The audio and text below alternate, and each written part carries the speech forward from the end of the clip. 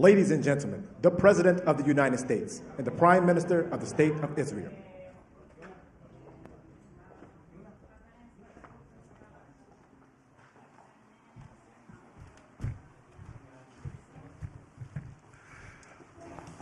Thank you very much.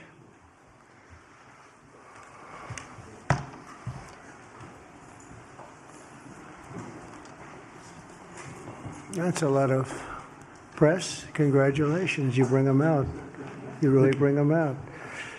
Today, I'm delighted to welcome Israeli Prime Minister Benjamin Netanyahu back to the White House. It's a wonderful feeling and a wonderful event. We had fantastic talks. And thank you very much with your staff. He's the first foreign head of state to visit during our administration. And Bibi, I want to say it's an honor to have you with us. Over the past 4 years, the U.S. and the Israeli alliance has been tested more than any time in history. But the bonds of friendship and affection between the American and Israeli people have endured for generations, and they are absolutely unbreakable. They are unbreakable. I'm confident that under our leadership, the cherished alliance between our two countries will soon be stronger than ever. We had a great relationship. We had great victories together 4 years ago. Not so many victories over the past 4 years, however. In my first term, Prime Minister and I forged a tremendously successful partnership that brought peace and stability to the Middle East like it hadn't seen in decades. Together we defeated ISIS. We ended the disastrous Iran nuclear deal, one of the worst deals ever made, by the way, and imposed the toughest ever sanctions on the Iranian regime. We starved Hamas and Iran's other terrorist proxies, and we starved them like they had never seen before. Resources and support disappeared for them. I recognized Israel's capital, opened the American embassy in Jerusalem, and got it built, by the way. Built it too, just not only designated it, but got it built at a price that nobody's seen for 40 years. We got it built. It's beautiful, all Jerusalem stone, right from nearby, and it's something that's very special. And recognized Israeli sovereignty over the Golan Heights, something that they talked about for 70 years, and they weren't able to get it, and I got it. And with the historic Abraham Accord, something that was really an achievement that was, I think, going to become more and more important because we achieved the most significant Middle East peace agreements in half a century, but the Abraham Accords in particular, and I really believe that many countries will soon be joining this amazing peace and economic development transaction. It really is a big economic development transaction. I think we're going to have a lot of people signing up very quickly. Unfortunately, for 4 years, nobody signed up. Nobody did anything for 4 years except in the negative. Unfortunately, the weakness and incompetence of those years, those past 4 years, the grave damage around the globe that was done, including in the Middle East, grave damage all over the globe. The horrors of October 7th would never have happened if I were president. The Ukraine and Russia disaster would never have happened if I were president. Over the past 16 months, Israel has endured a sustained, aggressive, and murderous assault on every front, but they fought back bravely. You see that, and you know that. What we have witnessed is an all-out attack on the very existence of a Jewish state in the Jewish homeland. The Israelis have stood strong and united in the face of an enemy that has kidnapped, tortured, raped, and slaughtered innocent men, women, children, and even little babies. I want to salute the Israeli people for meeting this trial with courage and determination and unflinching resolve. They have been strong. In our meetings today, the Prime Minister and I focused on the future, discussing how we can work together to ensure Hamas is eliminated and ultimately restore peace to a very troubled region. It's been troubled, but what's happened in the last 4 years has not been good. I want to thank Prime Minister Netanyahu for working closely with my transition team, the Special Envoy Steve Witkoff, who's here somewhere. Steve? Stand up, Steve, please. What a job you've done. What a good job you've done. Proud of you. Done a fantastic job. National Security Advisor Mike Waltz. Thank you, Mike, for working so well with us. Thank you. We have, in addition, Marco Rubio, who is on the phone right now, listening to every single word that we say, and he's going to be great. And Pete, congratulations. And Scott, congratulations. I see you're here. And Caroline's been doing a great job.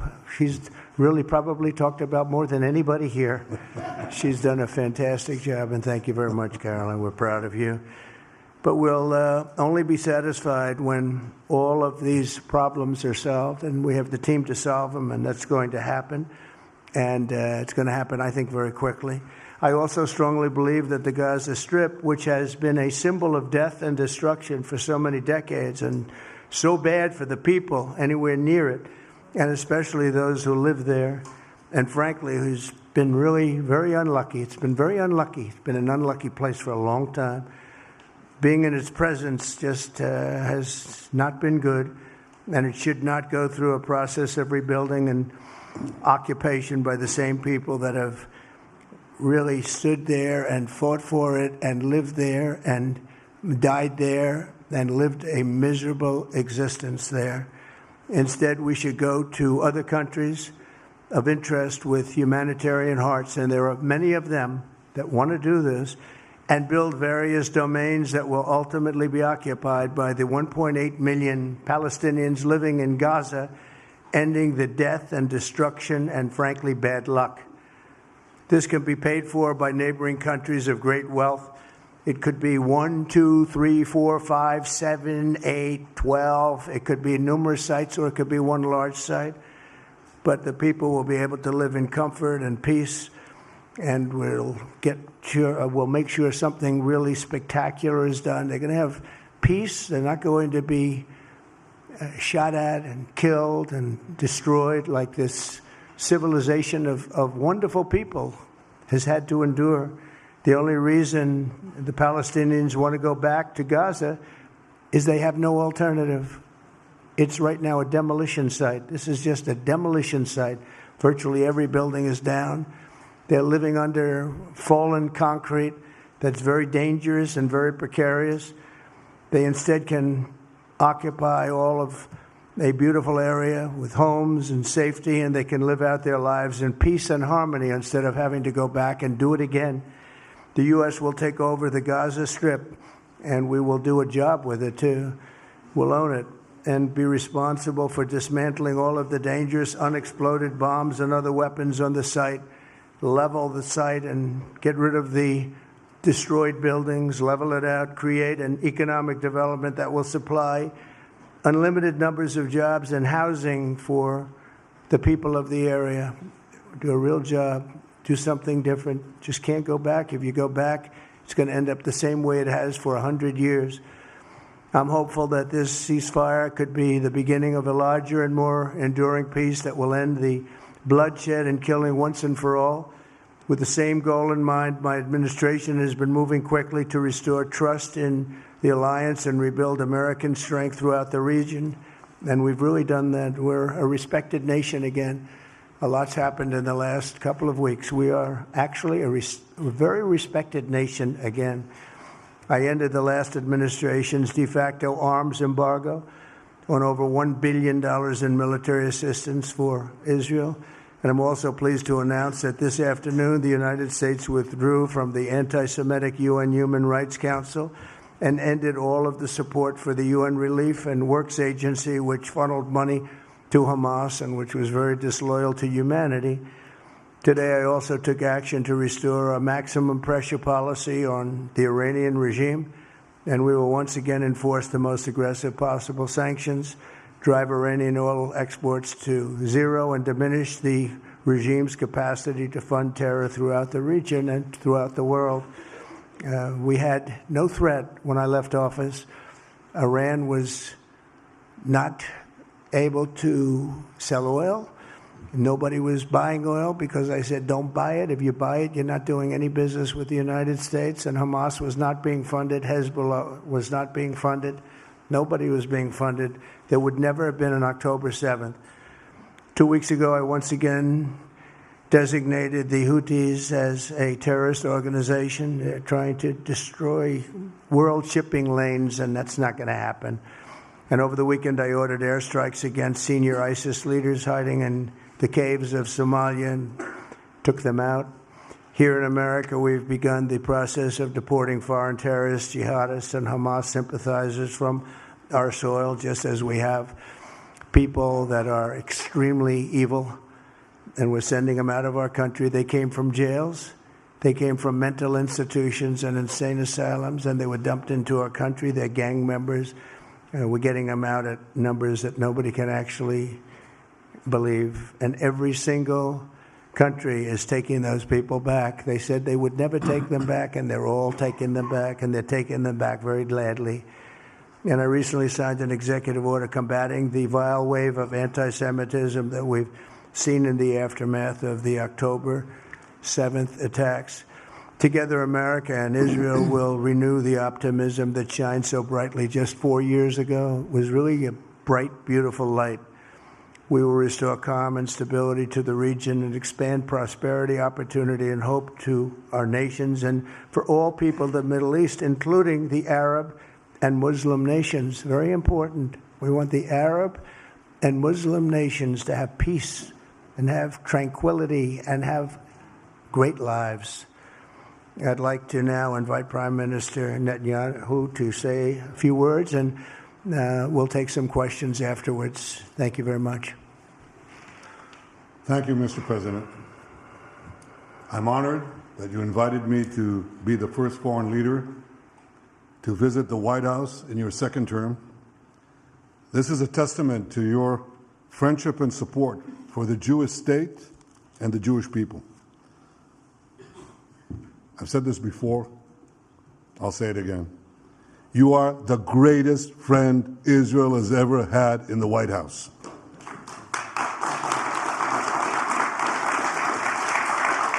And that's why the people of Israel have such enormous respect for you.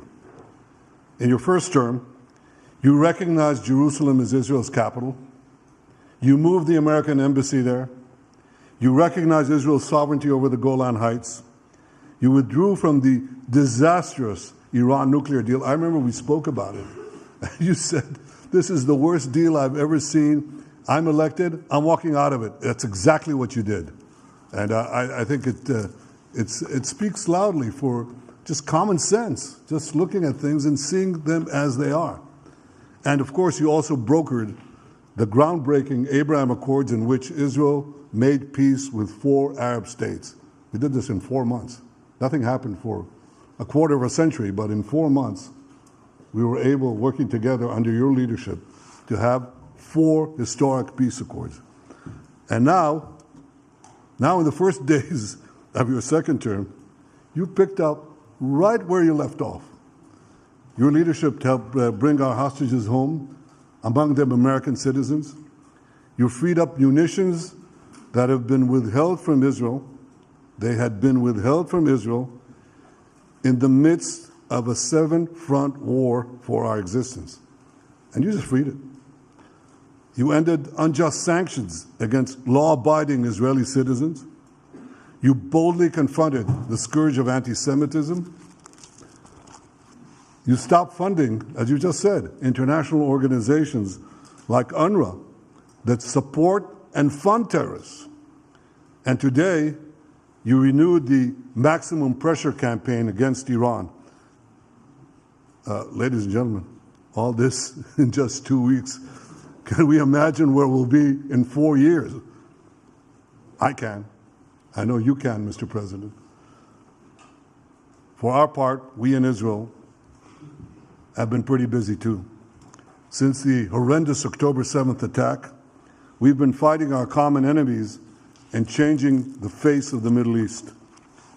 On that infamous day, Hamas monsters savagely murdered 1,200 innocent people, including more than 40 Americans. They beheaded men, they raped women, they burnt babies alive, and they took 251 people hostage to the dungeons of Gaza. And after this worst attack on Jews since the Holocaust, Iran and its henchmen in the Middle East were absolutely ecstatic. Haniya praised the massacre. Sinwar said that Israel was finished. Nasrallah boasted that Israel was, here's what he said, as feeble as a spider's web. Well, Mr. President, Haniya is gone. Sinwar is gone. Nasrallah is gone. We've devastated Hamas. We decimated Hezbollah. We destroyed Assad's remaining armaments. And we crippled Iran's air defenses. And in doing this, we've defeated some of America's worst enemies. We took out terrorists who were wanted for decades for shedding rivers of American blood, including the blood of 241 Marines murdered in Beirut. We accomplished all this with the indomitable spirit of our people and the boundless courage of our soldiers. The Bible says that the people of Israel shall rise like lions, and boy did we rise. Today, the roar of the Lion of Judah is heard loudly throughout the Middle East. Israel has never been stronger, and the Iran terror axis has never been weaker. But as we discussed, Mr. President, to secure our future and bring peace to our region, we have to finish the job. In Gaza, Israel has three goals: destroy Hamas's military and governing capabilities, secure the release of all of our hostages, and ensure that Gaza never again poses a threat to Israel. I believe, Mr. President, that your willingness to puncture conventional thinking that has failed time and time and time again, your willingness to think outside the box with fresh ideas will help us achieve all these goals. And I've seen you do this many times. You cut to the chase. You see things others refuse to see. You say things others refuse to say. And after the jaws drop, people scratch their heads and they say, he's right. And this is the kind of thinking that enabled us to bring the Abraham Accords. This is the kind of thinking that will reshape the Middle East and bring peace. We also see eye to eye on Iran. That's the same Iran that tried to kill us both. They tried to kill you, Mr. President.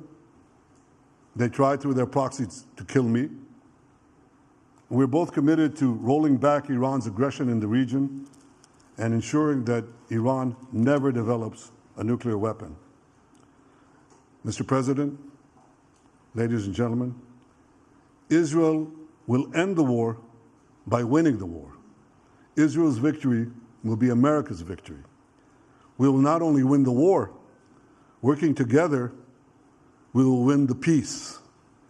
With your leadership, Mr. President, and our partnership, I believe that we will forge a brilliant future for our region and bring our great alliance to even greater heights. Thank you. Thank you very much, baby. Very nice. Thank you. And J.D. Vance, everybody. J.D., please, Vice President, stand up. He's been doing a good job. He's been working very hard on all things, but this in particular. We'll take some questions, please. Yes, ma'am. Go ahead, please. Go ahead. Yeah, go ahead. Mr. President, can a normalization deal with Saudi Arabia be achieved without the acknowledgement of a Palestinian state? That question for you too, Mr. Prime Minister. And Mr. President, given what you've said about Gaza, did the U.S. send troops to help secure the security vacuum? So Saudi Arabia is going to be very helpful, and they have been very helpful. They want peace in the Middle East. It's very simple. We know their leader and their leaders very well. They're wonderful people, and they want peace in the Middle East. As far as Gaza is concerned, we'll do what is necessary. If it's necessary, we'll do that. We're going to take over that peace, and we're going to develop it, create thousands and thousands of jobs, and it'll be something that the entire Middle East can be very proud of.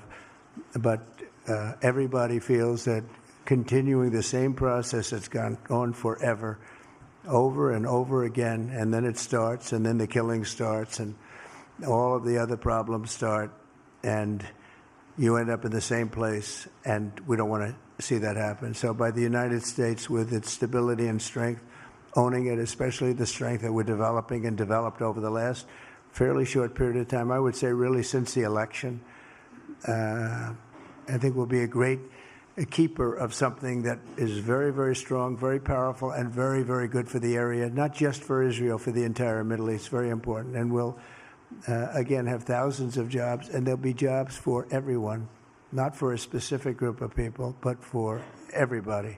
Okay, please.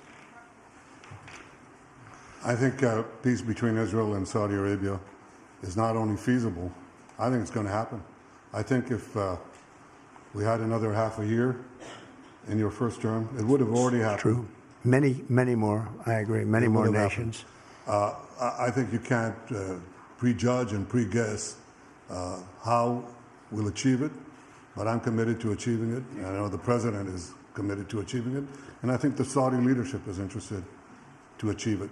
So we'll give it a good shot, and I think we'll succeed. Yeah, please, go ahead. First of all, President Trump, did you hear from Prime Minister Netanyahu at your meeting guarantees that ceasefire will go, including phase 2, and Prime Minister Netanyahu working with you? Why are you refusing to set up a national commission to investigate failures of the process? Well, I can't tell you whether or not the ceasefire will hold. We've done, I think, a very masterful job. We weren't helped very much by the Biden administration, I can tell you that. But we've gotten quite a few hostages out. We're going to get more out. But we're dealing with very complex people. And we are going to see whether or not it holds. We certainly want to have more come out. They've come out damaged in many ways, very damaged people. But they're going to get better, and they're going to be strong, and they're going to have a good life. And we hope to get as many as possible out. Whether or not it holds, I don't know. We hope it holds. We hope it holds. I think that at the appropriate time, which I think will enable us to really investigate what happens, what were the causes of the failures, by an independent commission that will be accepted by the majority of the people. We don't want it accepted by one half of the people and not the other. I think we should have it, and we should find out exactly what happened. I'm insisting on it. And believe me, it'll surprise a lot of people when it happens. Kelly, go ahead. You are outlining something that is really quite striking tonight. You are talking about... Thank you, Mr. President, Mr. Prime Minister. You are talking tonight about the United States taking over a sovereign territory. What authority would allow you to do that? Are you talking about a permanent occupation there, redevelopment? And Mr. Prime Minister, do you see this idea as a way to expand the boundaries of Israel and to have a longer peace, even though the Israeli people know how important that land is to you and your citizens, just as the space is inherited by the Palestinians as well? I do see a long-term ownership position, and I see it bringing great stability to that part of the Middle East and maybe the entire Middle East. And everybody I've spoken to, this was not a decision made lightly. Everybody I've spoken to loves the idea of the United States owning that piece of land, developing and creating thousands of jobs with something that will be magnificent in a really magnificent area that nobody would know. Nobody can look because all they see is death and destruction and rubble and demolished buildings falling all over. It's just a terrible sight. I've studied it. I've studied this very closely over a lot of months, and I've seen it from every different angle. And it's a very, very dangerous place to be, and it's only going to get worse. And I think this is an idea that's gotten tremendous, and I'm talking about from the highest level of leadership, gotten tremendous praise. And if the United States can help to bring stability and peace in the Middle East, we'll do that. Bibi? I mentioned again tonight our three goals. And the third goal is to make sure that Gaza never poses a threat to Israel again. President Trump is taking it to a much higher level. He sees a different future for that piece of land that has been the focus of so much terrorism, so many attacks against us, so many trials and so many tribulations. He has a different idea. And I think it's worth paying attention to this. We're talking about it. He's exploring it with his people, with his staff. I think it's something that could change history. And it's worthwhile really pursuing this avenue. Yeah, please, go ahead. Go ahead. Right. Question for you. Can you hear me? Yeah. So before rebuilding Gaza again, obviously we'll take out all the hostages, and one of them is Jordan Alexander, an American soldier who is alive. How will you be assured that you will take out all the hostages and then rebuild? We're working very hard to get all the hostages. The word is all, and we are working very hard. So far, it's been moving along fairly rapidly, pretty much on schedule. I'd love to have them all out at one time, but we're taking them out, and tomorrow more are being released, and over the days more, and then we'll go into a phase 2. But we'd like to get all of the hostages, and if we don't, it will just make us somewhat more violent. I will tell you that, because they would have broken their word. Mr. Witkoff and his entire group have been working 24 hours around the clock, and they want them out, and promises have been made to them, and we'll see whether or not those promises will be kept. But we want all the hostages, that's right. How much time do you think it will take? Mr. President, do you support Israeli sovereignty in Judea and Samaria, areas which many believe is the biblical homeland of the Jewish people? Well, we're discussing that with many of your representatives. You're represented very well, and people do like the idea, but we haven't taken a position on it yet. But we will be we'll be making an announcement probably on that very specific topic over the next 4 weeks. Go ahead, please. Please. Thank you so much, Mr. President. You just said that you think all the Palestinians should be relocated to other countries. Does that mean that you do not support a two-state solution? It doesn't mean anything about a two-state or one state or any other state. It means that we want to give people a chance at life. They have never had a chance at life because the Gaza Strip has been a hellhole for people living there. It's been horrible.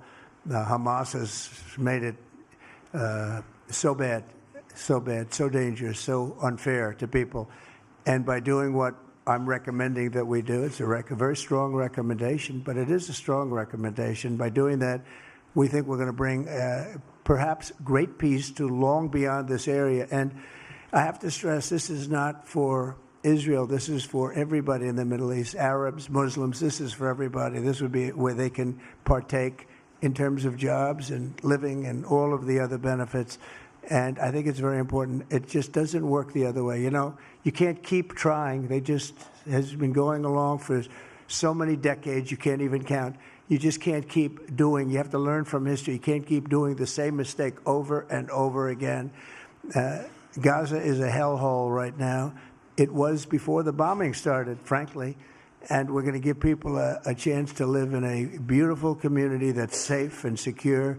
And I think you're going to see a tremendous outflowing of support. I can tell you, I spoke to other leaders of countries in the Middle East, and they love the idea. They say it would really bring stability, and what we need is stability. Yes, sir, please. Go ahead. Thank you. Are you still committed to imposing sanctions on the ICC, despite the move being stalled in the Senate? And please, a question for the Prime Minister as well. The President has been very clear about his desire to achieve a deal with Saudi Arabia. How do you settle this if Israel is required to renew the war against Hamas in the future? Go ahead, Bibi. I think everybody understands that just as the President fought and defeated Al-Qaeda and ISIS, that we can't leave Hamas there because Hamas will continue the battle to destroy Israel. They'll do, when in this temporary ceasefire, one of their leaders comes out, you know what he says? We're going to do October 7th again, except we'll do it bigger. So obviously, you can't talk about peace neither with Hamas or in the Middle East if this toxic, murderous organization is left standing. Any more than you could make peace in Europe after World War II if the Nazi regime was left standing and the Nazi army was left standing. You want a different future? You got to knock out the people who want to destroy you and destroy peace. That's what we're going to do. I think that will also usher in, actually, the peace with Saudi Arabia and with others. And I think there will be others, too. Yes, ma'am. Go ahead. Woman, as a high expectation from you. Do you have any plan to change Afghanistan situation? Are you able to recognize Taliban? Because I'm an Afghan journalist, Afghan suffered woman. Any comment about Afghanistan? What's your future plan for Afghan people, especially Afghanistan? I have a little hard time understanding you. Where are you from? Oh. Actually, it's a beautiful voice and a beautiful accent. The only problem is I can't understand a word you're saying. But I just say this, good luck, live in peace. Go ahead, please.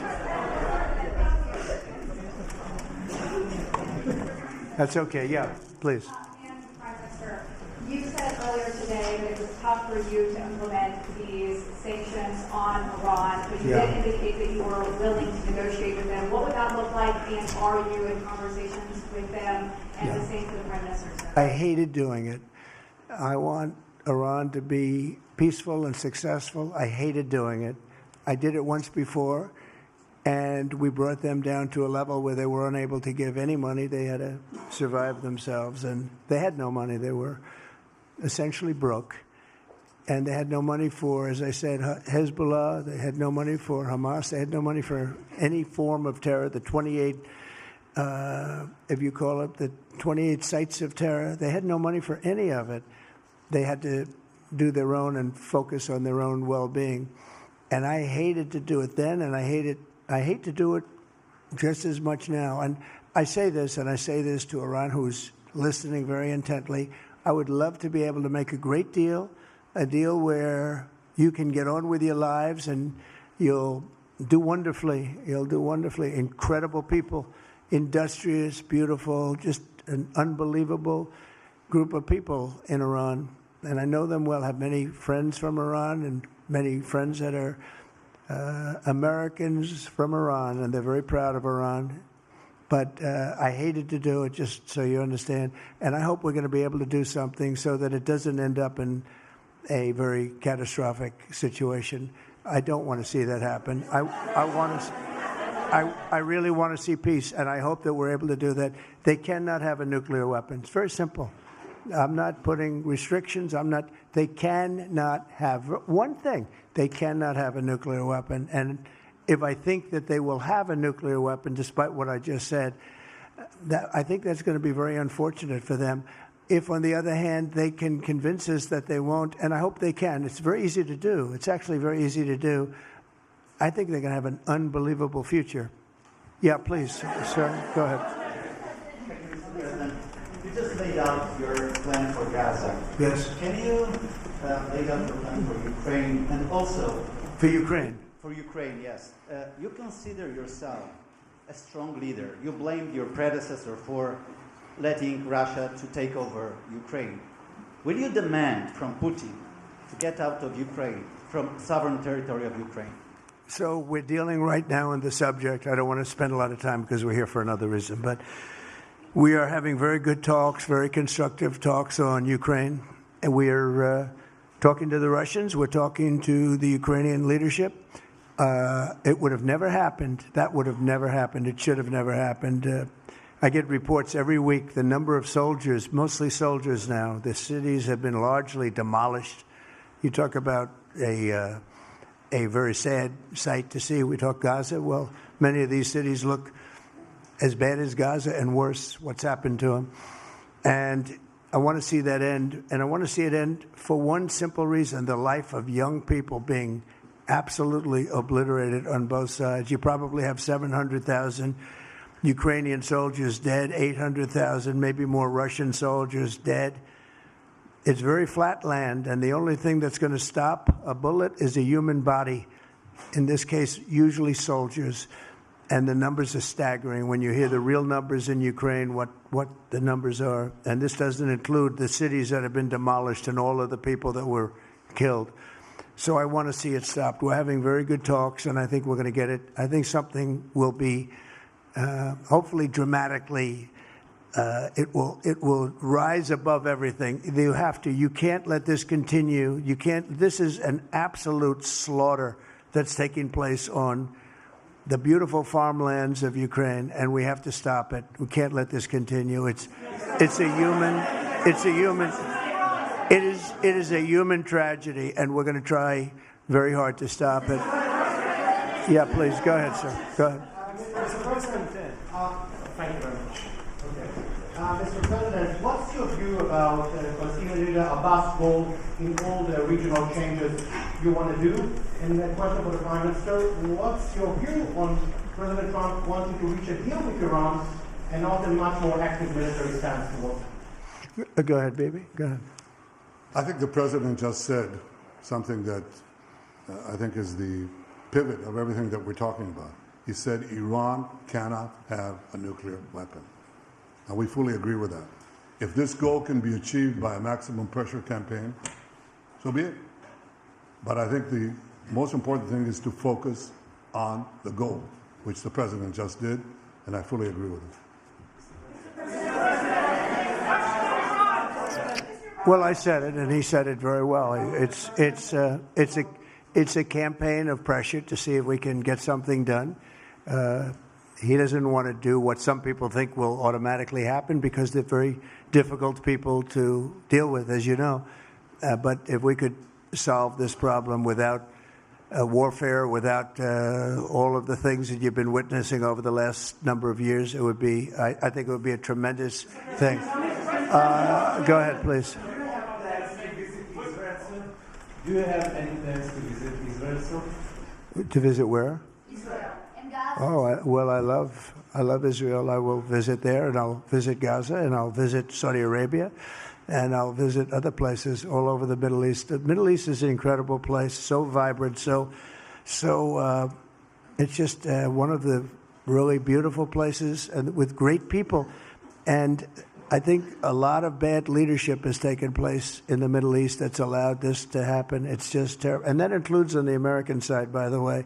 We should have never gone in there a long time ago, spent trillions of dollars and created so much death.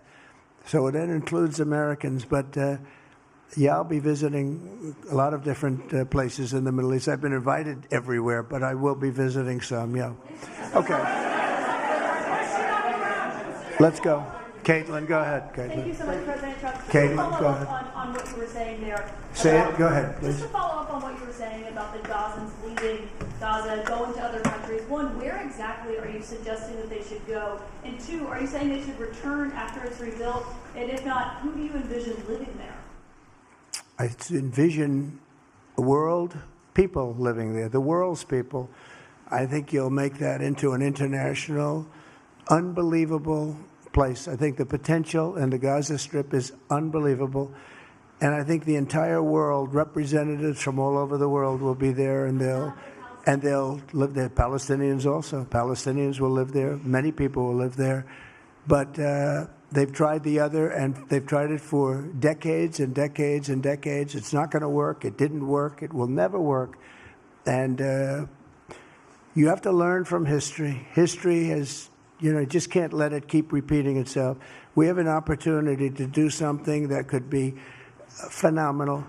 And I don't want to be cute. I don't want to be a wise guy, but the Riviera of the Middle East, this could be something that could be so bad. This could be so magnificent. But more importantly than that is the people that have been absolutely destroyed that live there now can live in peace in a much better situation because they're living in hell.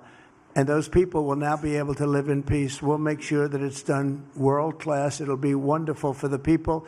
Palestinians mostly we're talking about. And I have a feeling that despite them saying no, I have a feeling that the king in Jordan and that the general president, but that the general in Egypt will open their hearts and will give us the kind of land that we need to get this done, and people can live in harmony and in peace. Thank you all very much. Thank you. Thank you very much. Thank you.